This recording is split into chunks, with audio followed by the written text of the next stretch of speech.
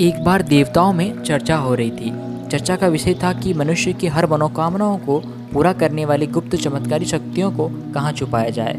सभी देवताओं में इस पर बहुत वाद विवाद हुआ। एक देवता ने अपना मत रखा और कहा कि इसे हम एक जंगल की गुफा में रख देते हैं।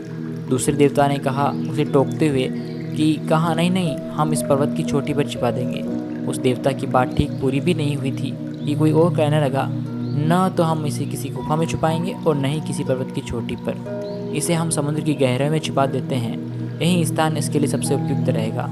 सबकी राय खत्म हो जाने के बाद एक बुद्धिमान देवता ने कहा, क्यों ना हम मानव की चमत्कारिक शक्तियों को मानव मन की गहराइयों में छिपा दें। क्योंकि बचपन से ही उसका मन इधर उधर दौड़ता रहता है। मनुष्य कभी भी कल्पना भी नहीं कर सकेगा कि ऐसी अद्भुत शक्ति और विलक्षण शक्तियाँ उसके भीतर छिपी हो सकती हैं, और वह इन्हें बाहर जगत में खोजता रहेगा। अतः इन बहुमूल्य शक्तियों को हम उसके मन की निचली तह में छिपा देते हैं। बाकी सभी देवताओं भी इस प्रस्ताव पर सहमत हो गए और ऐसा ही किया गया। मनुष्य के भीतर ही मनुष्य चमत्कारी शक्तियों का भंडार छिपा हुआ है। इसलिए कहा जाता है, मानव मन में अद्भुत शक्तियाँ निहित हैं।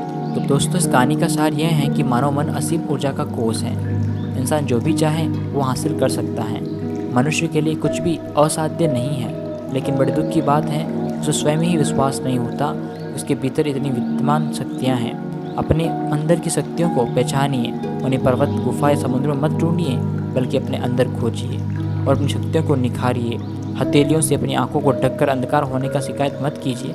आंखें खोलिए, अपने भीतर झांकिए और अपनी अपार शक्तियों का प्रयोग करके अपना हर एक सपना पूरा कर डालिए। धन्यवाद।